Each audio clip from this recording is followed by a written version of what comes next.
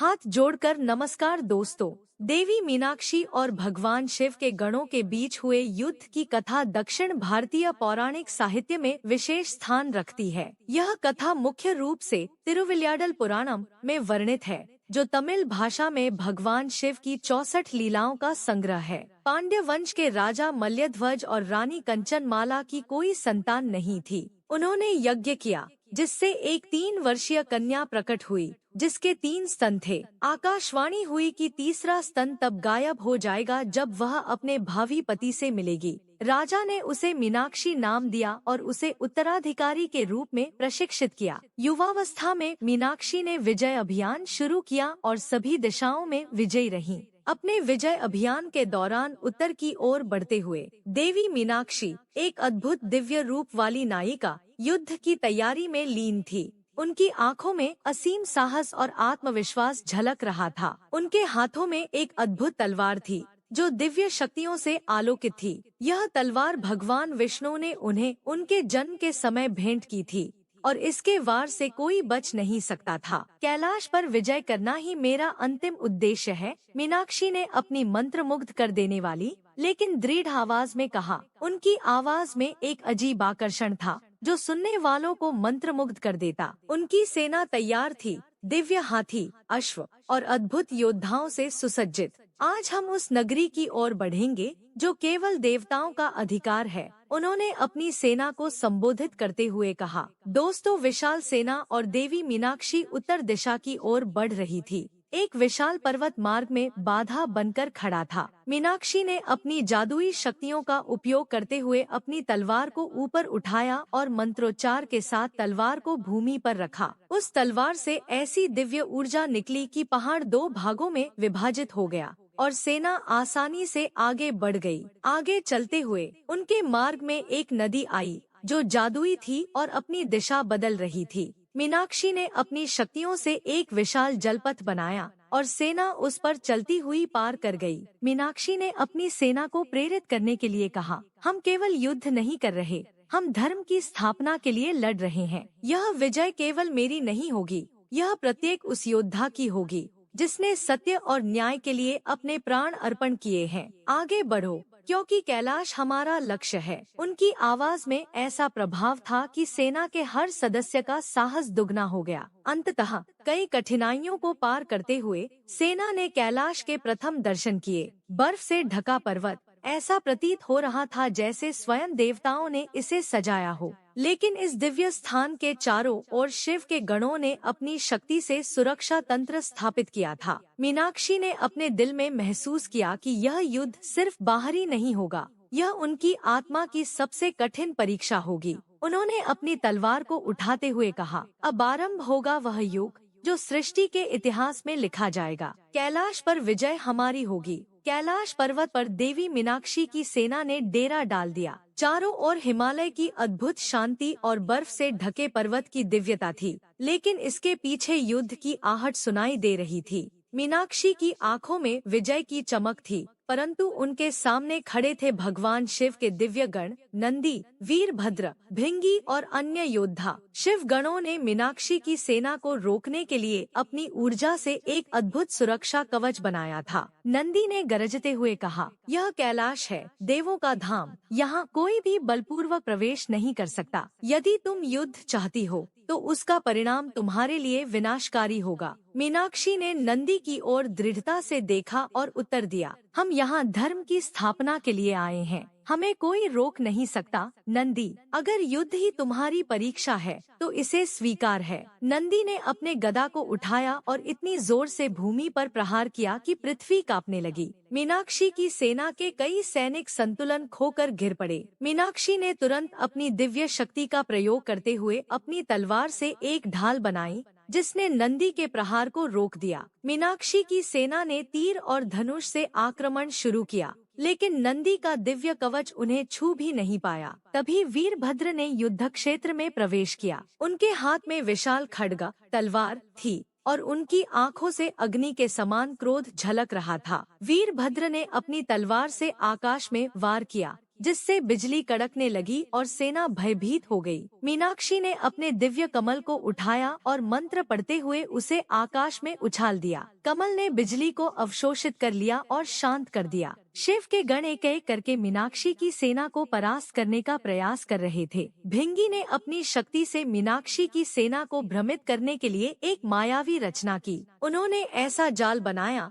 जिससे सैनिक दिशाहीन हो गए। मीनाक्षी ने अपनी जादुई माला से एक प्रकाश उत्पन्न किया जिसने भृंगी की माया को भेद दिया। मीनाक्षी के इस कौशल से गण चौंक गए। शिव के गणों ने अपनी पूरी शक्ति का प्रयोग किया, लेकिन मीनाक्षी की सेना का नेतृत्व अडिग रहा। नंदी और वीरभद्र ने संयुक्त रूप से एक अंतिम प्रहार किया जिससे ऐसा लगा कि पूरा युद्ध क्षेत्र ध्वस्त हो जाएगा। मीनाक्षी ने अपने मंत्रों और तलवार की शक्ति से एक दिव्य शक्ति उत्पन्न की जिसने गणों के प्रहार को निष्फल कर दिया। मीनाक्षी की इस अद्वितीय शक्ति को देखकर शिव गण समझ गए कि यह कोई साधारण मानव नहीं बल्कि एक देवी है। वे थककर पीछे हट गए और शिव से मार्गदर्शन प्राप्त करने का निर्णय लिया। वीरभद्र ने मीनाक्षी की ओर देखा और कहा, तुम्हारी शक्ति असाधारण है, लेकिन अब शिव स्वयं युद्ध क्षेत्र में आएंगे। उनके क्रोध से बच पाना असंभव है। मीनाक्षी ने शांत लेकिन दृढ़ स्वर में उत्तर दिया, मैं शिव से युद्ध के लिए तैयार हूँ।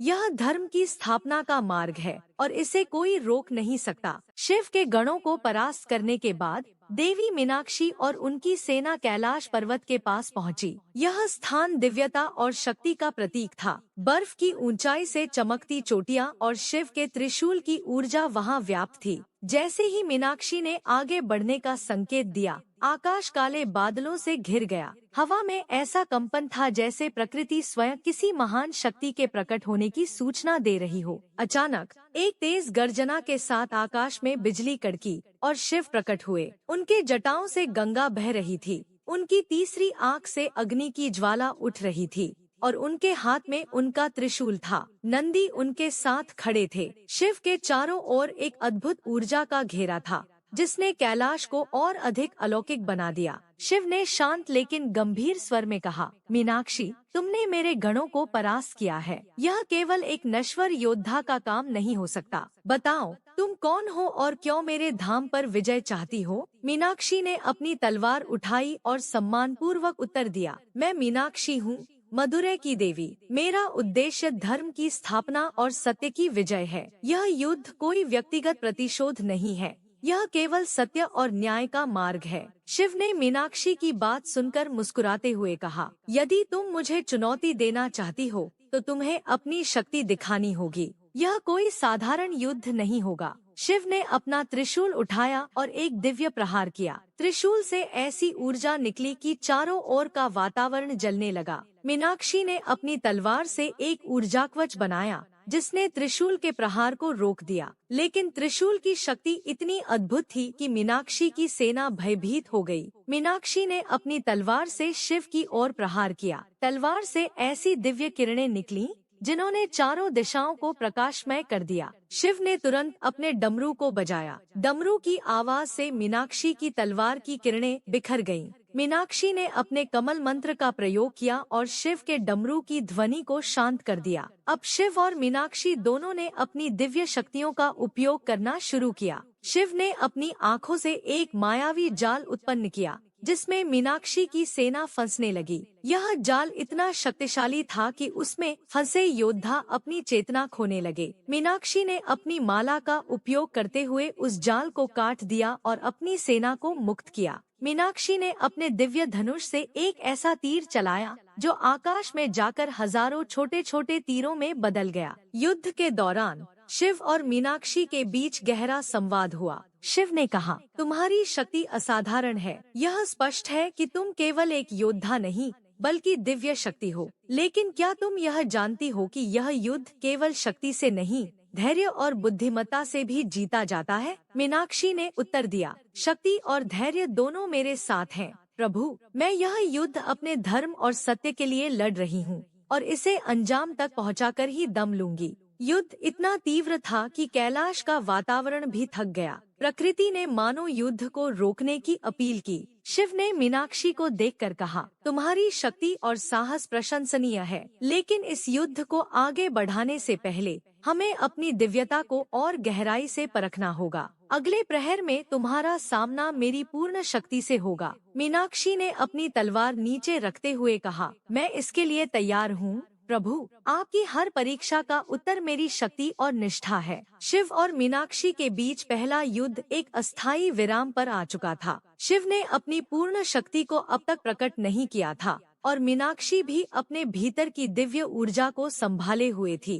कैलाश पर्वत का वातावरण तीव्र ऊर्जा से भर चुका था। देवताओं और ऋषियों ने भी इस अभूतपूर्व युद्ध को देखने के लिए अपनी दृष्टि कैलाश की ओर केंद्रित कर दी थी। शिव ने अपनी तीसरी आंख की ऊर्जा को नियंत्रित करते हुए अपनी शक्ति को प्रकट किया। उनका रूप और भी भयंकर हो गया। उनकी जटाओं में लहराती गंगा की धारा तेज बहने लगी। उनके त्रिशूल से बिजली निकल रही थी और उनके डमरू की ध्वनि पूरे कैलाश में गूंजने लगी। इसी बीच शिव ने अपने स्वरूप को महाकाल में परिवर्तित कर लिया। जैसे ही शिव ने महाकाल का रूप धारण किया, मीनाक्षी का तीसरा स्तन गायब हो गया, जिससे उन्हें एहसास हुआ कि शिव ही उनके भावी पति हैं। मीनाक्षी ने अपनी सेना और युद्ध को विराम दे दिया और मीनाक्षी ने शिव से विवाह का प्रस्ताव रखा। शिव ने उन्हें मदुरै लौटने और विवाह की तैयारी करने का निर्देश दिया, यह आश्वासन देते हुए कि वे सुंदरेश्वर के रूप में वहां आएंगे और उनसे विवाह करेंगे। मीनाक्षी मदुरै लौटीं और विवाह की तैयारियां शुरू की।